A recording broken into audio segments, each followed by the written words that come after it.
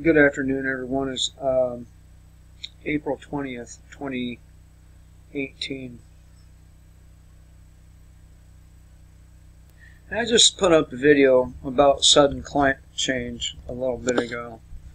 And since then, I've looked into a couple of things that are somewhat unsettling. One article in particular, of course this computer is not going to cooperate because I'm recording. Let's see here. There we go. One article in particular, and it's a couple years old, but I still think it applies.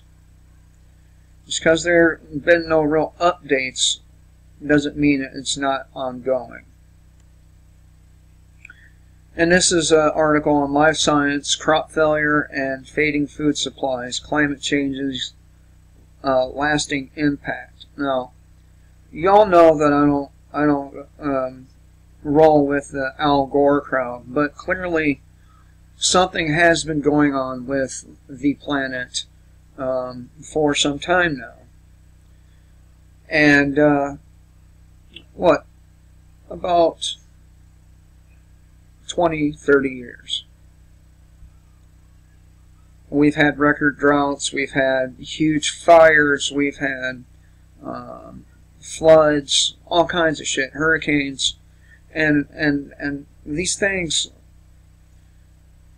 are happening in an irregular pace. So I think the pole is shifting, or poles are shifting, and the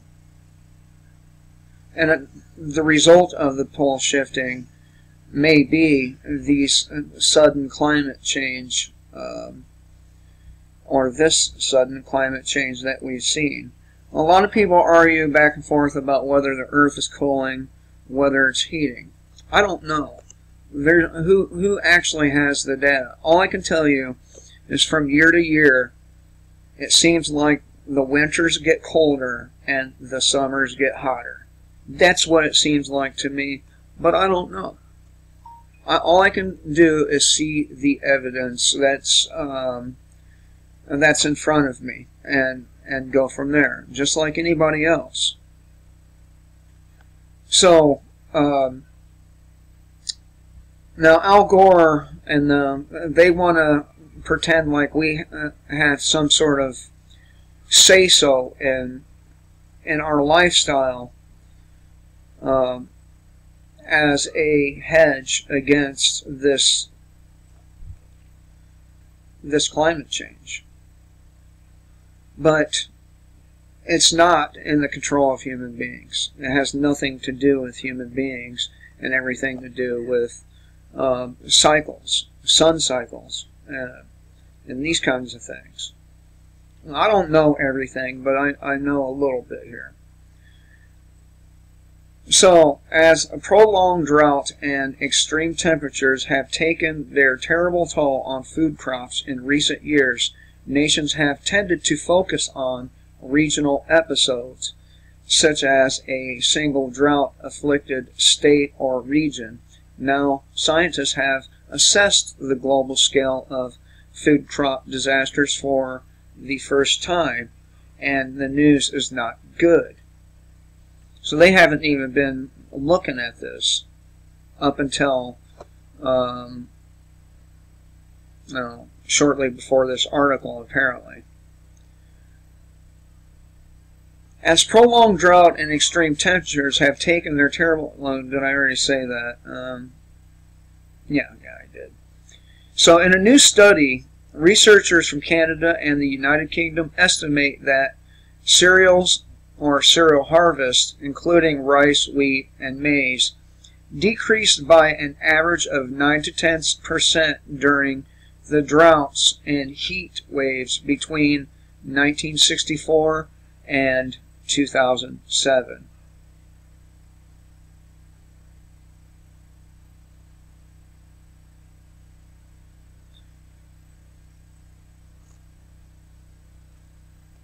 Okay? With the worst effects seen in North America, Europe, and Australia, and its neighboring islands. Furthermore, the impact has grown larger in recent years.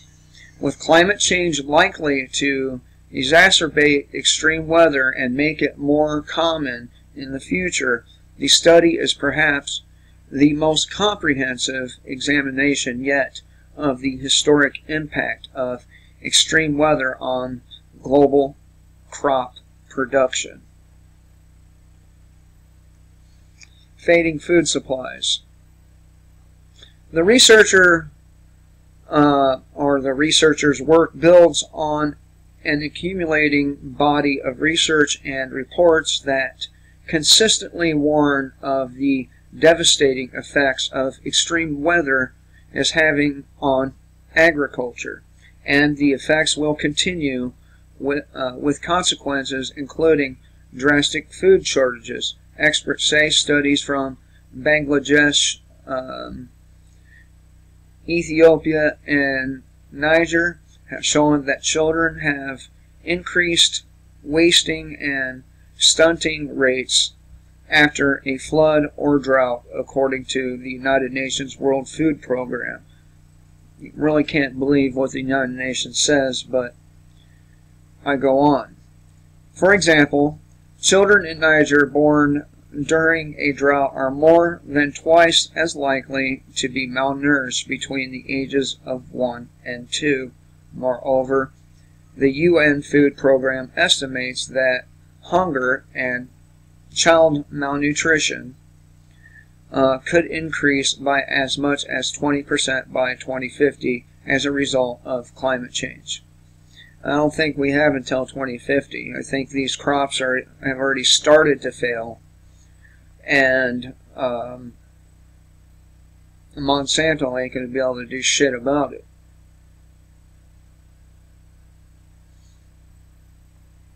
Now, an individual can grow their own crops. You just have to understand when to plant. If it's too hot during the summer months for traditional summer crops, you plant them earlier,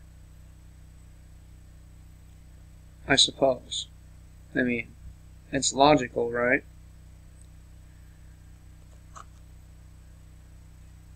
Extreme weather causes crop production losses, but until now, scientists did not know exactly how much global production was lost to extreme weather events and how they varied by different regions of the world, said Nevin. I ain't gonna try it. He's a professor of global food security and sustainability at the Lee Institute for Global Issues at the University of British Columbia. Holy shit, that was a mouthful. The researchers, whose work appears in a recent issue of the Journal of Nature, also include Corey Lesk of the Earth Institute at Columbia University and the NASA Goddard Institute for Space Studies in Manhattan. So all these are establishment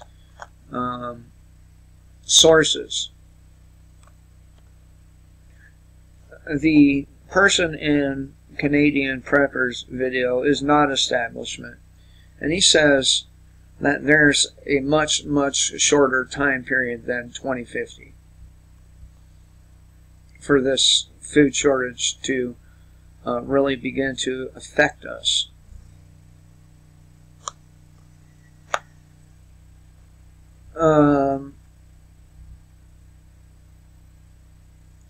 Harvesting the data. Lesk and his colleagues analyzed national agricultural production data from the United Nations Food and Agriculture Organization from 16 cereals in 177 countries, They also examined 2,800 international weather disasters from 1964 to 2007. They found that cereal harvests decreased due to both drought and extreme heat, and production levels in North America, Europe, and Australia dropped by an average of 19.9% from droughts alone, roughly double the global average. Moreover, the average impact of recent droughts, those between 1985 and 2007, was a 13.7% loss, which is 7% greater than the 6.7% impact during droughts that occurred earlier between 1964 and 1984. The reason for this are not clear.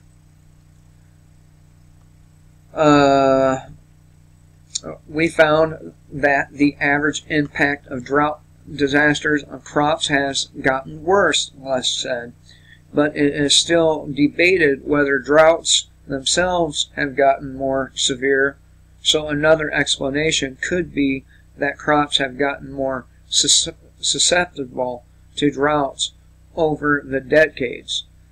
That could mean speculatively that there were already on the wrong path with regard to adapting our crops to a changing climate.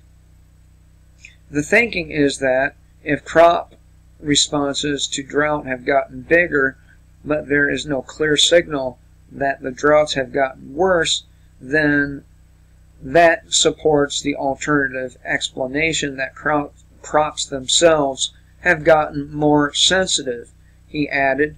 And if they have gotten more sensitive already, that bodes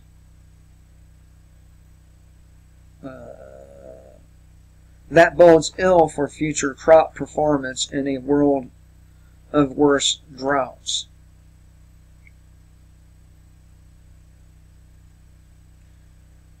So we've been losing a pretty decent percentage of our crops for a while, a long while. You got to wonder how much worse it's actually gotten since 2007. I know one summer I tried to grow a bunch of stuff, and it got so hot it withered the plants away, and the grass, everything really, except for the trees. I don't know. It seems like summers are getting hot here, or hotter, and winters are getting colder and lasting longer. I mean, for crying out loud, back 5 years ago, I would have not been wearing a hoodie in the middle or end of April. It would have already been consistently in the 70s for the last few weeks. So maybe that dude's onto something. Maybe his research is correct. Maybe there is a sudden climate change going on, and maybe it is due to the pole shifts apparently occurring according to many different people. So, and I know other people want to say it's Nibiru coming closer, but I see no evidence for that at all. So, until I see the evidence for that, I'm not going to believe that. I don't really have what you'd call a set belief on this here. It's just something to think about, because we talk about prepping and shit hitting the fan, and this is one of the ways shit can definitely hit the fan. I mean, think about it. When the trucks stop rolling to the stores, and them fucking checks or food stamp cards, debit cards, banks stop working, People are going to flip out. Flip out. So, anyway, I hope everyone has a good day. And just thought I'd share this with you because, you know, maybe you have a little time on your hands and you can look into the crop failure rates. I'm still looking into it, but what I've found so far is that we are experiencing, and have been for a sustained period of time, a reasonably large percentage of crop failure. So, anyway, kill the state before the state kills you.